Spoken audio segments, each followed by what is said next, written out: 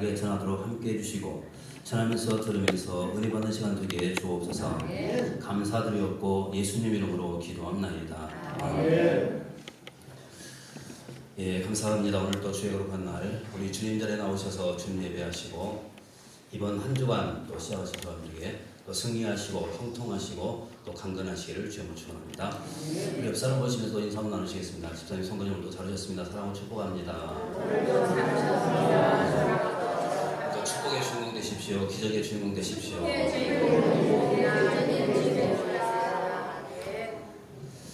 또 꼭 예배를 구경하는 자 되지 마시고 예배를 들으심으로 축복의 주인공 또 기적의 주인공들 다 될 수 있기를 바라겠습니다.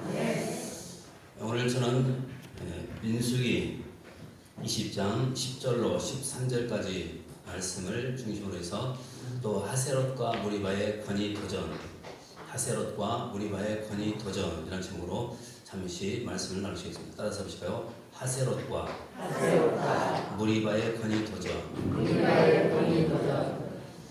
사실 오늘 본문은 두 군데입니다.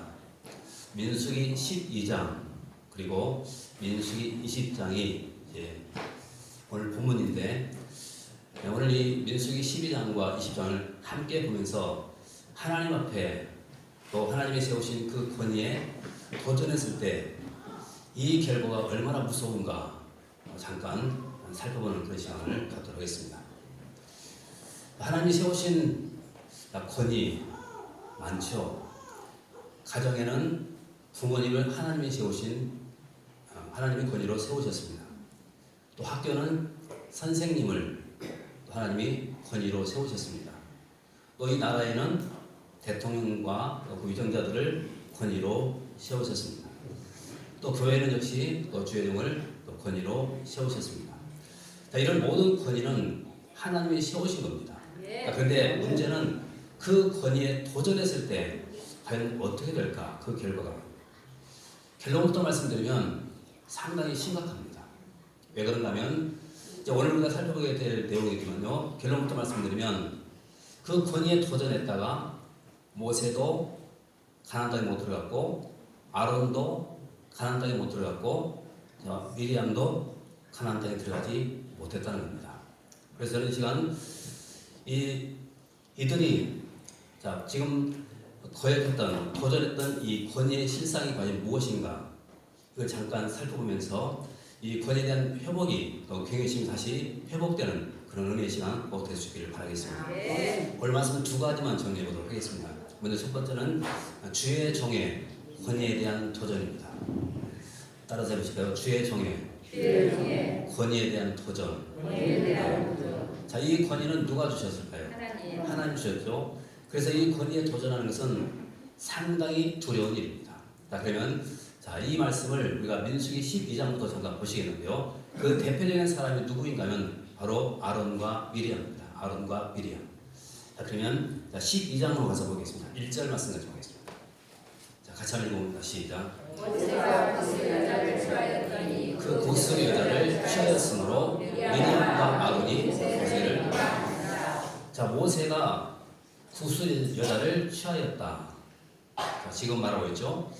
자, 구수 어디일까요? 학자들은 그리고 또 전통적으로 어떤 해석이냐면 이 구스는 에티오피아를 이야기합니다. 자, 지금 모세가 에티오피아 그 여인을 아내로 삼은 겁니다. 그럼 여기서 한 가지 궁금한 사항이 있어요. 그것이 뭐냐면 그러면 모세의 부인 십보라는 과연 어떻게 됐을까 하는 것입니다. 여기는 두 가지 해석이 있습니다. 하나는 구수 여자가 바로 십보라다 이렇게 말하는 사람도 있고 또 한 종류는 십보라가 죽고 난 다음 모세가 구수 여자와 재혼했을 것이다. 이렇게 말하는 사람도 있습니다. 여러분 생각에는 어떤 해석이 맞다고 생각합니까? 저는 두 번째가 맞다고 생각합니다. 두 번째. 자, 그런데 지금 어쨌든 모세는 구수 여자를 지금 아내로 취했는데 이것 때문에 지금 문제가 발생한 겁니다. 자, 왜 문제가 발생했을까요? 아까도 말씀드렸죠. 구스는 어디인가 하면 에티오피아입니다. 그래서 이스라엘 입장에서 봤을 때는 이방인입니다. 그 이방인을 아내로 삼았다는 거, 이거 용납할 수 없는 일이죠.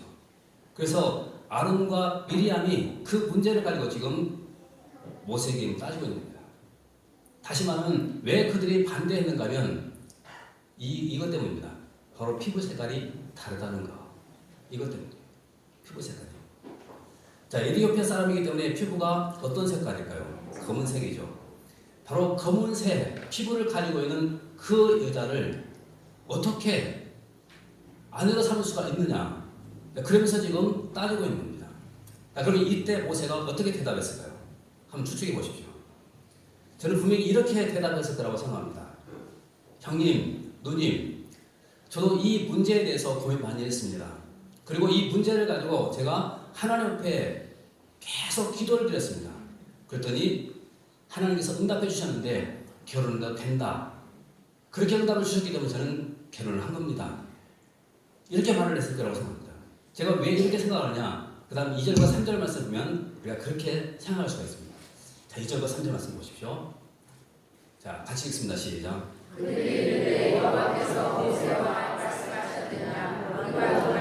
자, 2절 말씀 한번 보십시오. 자, 그들이 이르되 여호와께서 모세와만 말씀하셨느냐 우리와도 말씀하지 아니하셨느냐 하매 여호와께서 이 말을 들으셨다. 자, 보십시오. 지금 그들이 뭐라고 말하고 있습니까? 모세가 지금 나는 하나님의 응답받았습니다. 그래서 내가 결혼하는 겁니다. 이렇게 얘기를 했더니 그들이 그 기도 응답을 인정하지 않는 거예요. 그래서 지금 뭐라고 말하냐면 그들이 이르되 여호와께서 모세와만 말씀하셨느냐 우리와도 말씀하지 아니하셨느냐. 결국 지도자인 모세의 그 기도를 인정하지 않고 지금 도전하고 있는 겁니다. 여러분, 바로 이 사건은 상당히 심각한 그런 사건입니다. 왜냐하면 모세는 하나님이 세우신 권위입니다. 그런데 그 하나님이 세우신 지도자의 그 기도를 인정하지 않는 것은 바로 그 권위에 도전하는 겁니다. 이게 상당히 심각한 그런 일이에요. 그래서 결과적으로 어떻게 됐을까요? 미리암이 나병이 발병하죠. 자, 그런데 보십시오. 미리암이 나병이 발병했습니다. 그럼 왜 미리암이 나병이 발병했을까요? 그건 간단하죠. 미리암이 주동의 기도입니다. 그래서 하나님께서는 그 미리암을 지금 치신 거예요. 근데 왜 하필이면 나병일까요? 다른 병도 많을 텐데. 아까도 말씀드렸죠. 왜 하필이면 나병으로 하나님께서 미리암을 치셨는가? 이거는 간단합니다. 피부색에 대한 편견 가지고 있기 때문에 그렇습니다. 그래서 나병으로 지금 치신 거예요. 나병으로. 바로 이 사건이 일어난 장소가 어디인가 하면 바로 하세롯이라는 그런 장소입니다. 그런데 다행스러운 사실은 온유한 모세는 그들을 위해서 기도했습니다. 그리고 마침내 그 미리암이 고침받게 되었죠.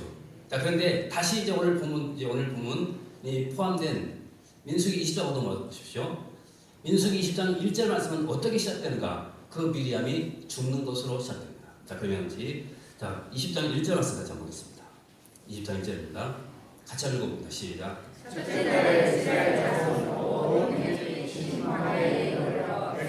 가데스에 이르더니 거기서 죽음에 거기서 감사하니라. 예, 결국 미리암이 어떻게 됐습니까? 가나안 땅에 들어가지 못하고 결국 죽음합니다.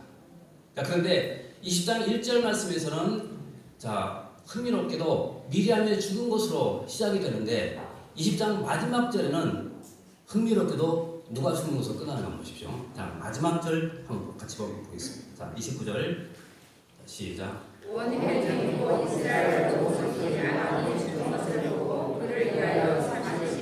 예, 자, 누가 죽었습니까? 아론도 죽습니다.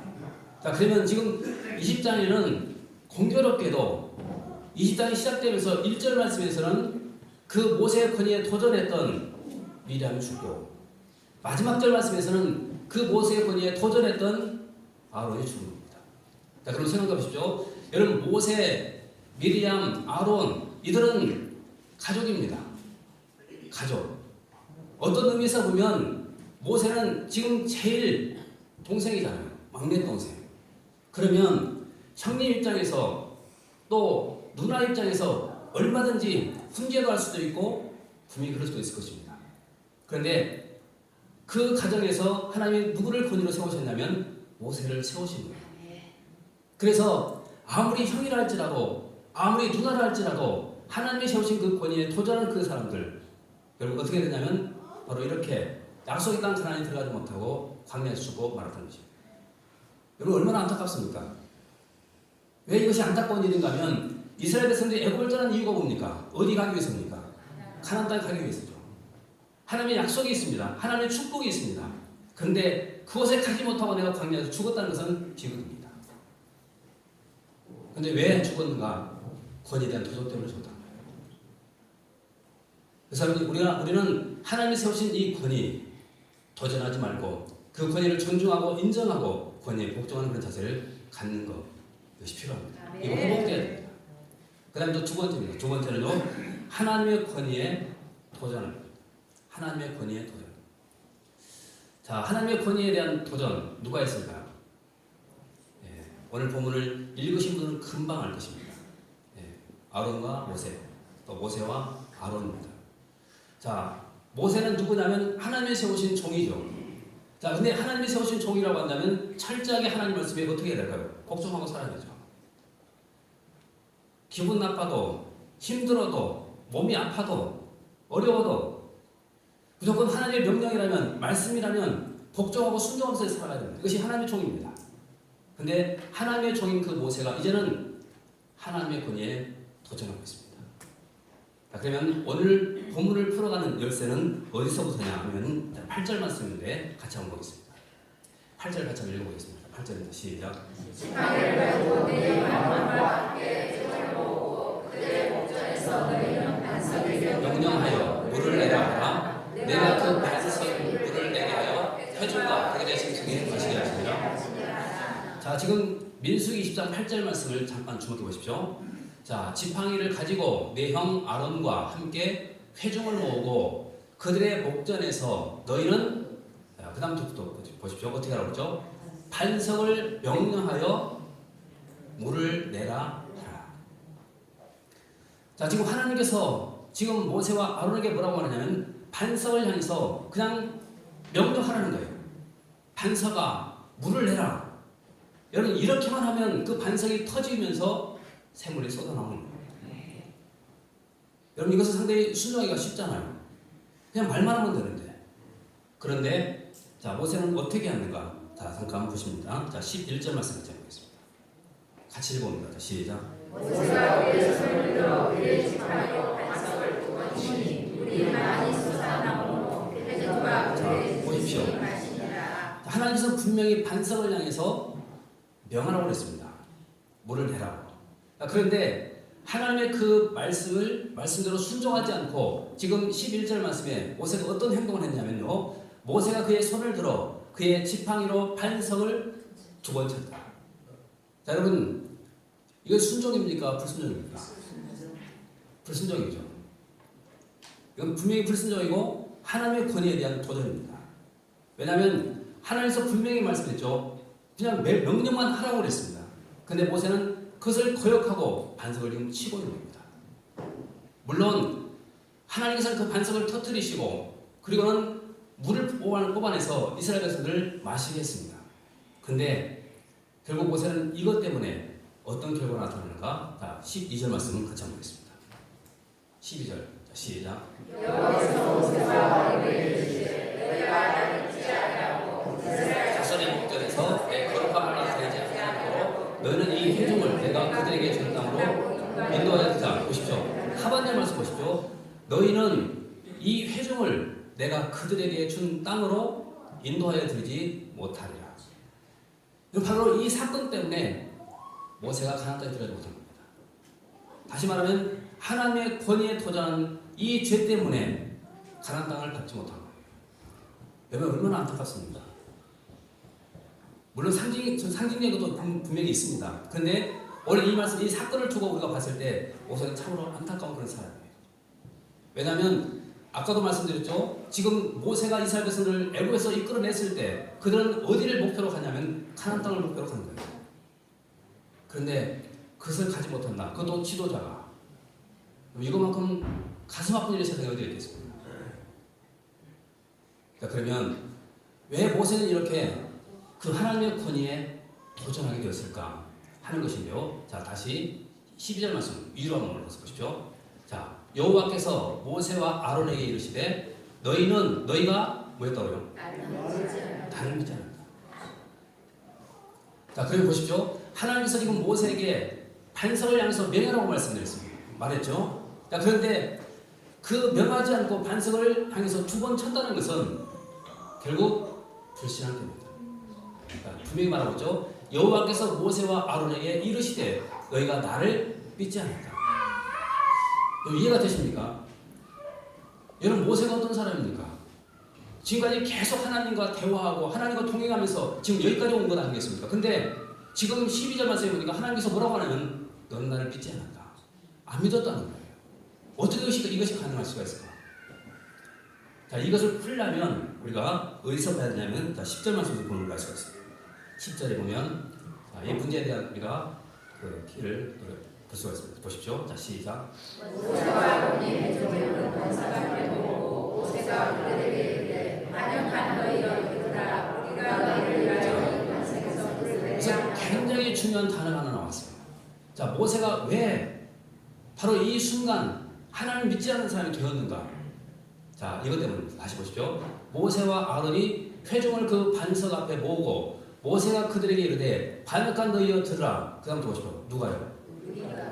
자, 이것이 실수예요. 이거. 자, 누가 지금 물을 낸다고 말합니까? 우리가 너희를 위해서 이 반석에서 물을 내겠다. 여러분, 이것이 실수예요. 자, 과거에 그들은 한번 반석을 때려서 물을 뽑아낸 적이 있죠. 그게 어디입니까? 르비딤이죠. 르비딤. 자, 근데 그때는 하나님께서 분명히 모세에게 뭐라고 말씀했냐면 반석을 치라고 말씀했고 그대로 순종을 했습니다. 그랬더니 반석이 터지고 불이 나왔어요. 자, 그런데 문제는 그 한 번의 경험을 가지고 모세는 어떻게 되냐면 내가 했다. 하나님의 은혜라는 걸 잊어버릴 거예요. 내가 한 것이다. 분명히 그것은 하나님의 은혜였죠. 그런데도 불구하고 지금 모세는 그것을 자신이 한 것으로 지금 생각한 거예요. 그래서 지금 그런 경험을 가지고 지금 10절 말씀에 지금 이렇게 말하고 있습니다. 모세와 아론이 회중을 그 반석 앞으로 모으고 모세가 그들에게 이르되 반역한 너희여 들으라. 우리가 너희를 위해서 반석에서 불을 내겠다. 한 번의 경험이 이렇게 만든 거예요. 여러분, 이런 모습도 우리에게도 얼마든지 있을 수가 있습니다. 내가 어떤 하나님의 은혜를 체험했는데 분명히 하나님의 은혜인데도 불구하고 돌아서면 내가 한 것으로 착각할 때가 많다는 거예요. 여러분, 그러나 여러분, 내가 한 것 아무것도 없습니다. 전과 하나님께서 하신 것을 우리가 믿고 끝까지 말씀대로 순종하게 된다고 한다면 우리는 기적의 도구로 쓰임받게 되는 거예요. 그런데 착각하지 마십시오. 내가 하는 것으로 하는 순간 이것은 하나님의 권위에 도전하는 것이라고 봅니다. 하나님 그것을 어떻게 보시냐면 나를 믿지 않는 것이다. 그렇게 말합니다. 성경은 우리가 분명히 말하죠. 믿음이 없이는 하나님을 기쁘시하지 못한다고 분명히 말합니다. 믿으면 하나님이 기뻐하시는데 안 믿으면 하나님께서 슬퍼하시는 거예요. 그래서 모세는 결국 어떻게 됐을까요? 역시 아까도 말씀드렸죠. 가나안 땅에 못 들어온 겁니다. 얼마나 안타깝습니까? 자, 그러면 오늘 우리는 하나님이 세우신 그 권위 또는 내가 불순종함으로 하나님의 그 권위에 도전하는 것은 과연 없는가 하는 생각을 필요가 있습니다. 생각해 보십시오. 가정에도 하나님이 세우신 권위가 있습니다. 여러분, 그 권위에 도전하십니까? 아니면 복종하고 순종하십니까? 만약에 복종하지 않고 우리가 거역하고 인생을 산다고 한다면 이것도 역시 하나님 앞에 죄가 됩니다. 여러분, 직장에서도 하나님이 세우신 권위가 있습니다. 그 권위 앞에 복종해야 되고 또 이 나라에도 하나님이 세우신 권위가 있습니다. 우리는 그 권위에 복종해야 되고 교회도 마찬가지입니다. 여러분, 하나님이 세우신 권위라고 믿는다고 한다면 그 권위에 꼭 복종하고 순종하는 인생을 살아십시오. 그것이 내가 살 일이고 그것이 내가 또 축복받는 비밀입니다. 그러면 우리 예수님께서는 과연 어떻게 사셨을까? 이걸 잠깐 한번 보시겠는데요. 자, 우리 성경 히브리서 5장 8절과 9절 말씀 보겠습니다. 자, 같이 한번 읽어봅니다. 시작. 그가 나를 지시면서도 하시고 순종함을 배워서 9절. 자기에게 순종하는 모든 자에게. 자, 보십시오. 얼마나 큰 축복인가? 자, 다시 한번 8절 말씀 보십시오. 그가 아들이시면서도 받으신 고난으로 순종을 배우셨다. 여러분, 예수님은 한 번도 아버지의 그 권위에 도전해 본 적이 없습니다. 그분은 순종하셨습니다. 아멘. 복종하셨습니다. 아멘. 그리고 난 다음 9절 말씀에 또 뭐라고 하는 보십시오. 9절. 온전하게 되셨은즉 자기에게 또 순종하는 모든 자에게 뭐의 근원이 된다고 합니다. 영원한 구원의 근원이 됩니다. 아멘. 그럼 보십시오. 순종하는 자에게, 자기에게 순종하는 그 자에게 영원한 구원의 근원이 된다고 말하고 있습니다. 아멘. 그러면 보십시오.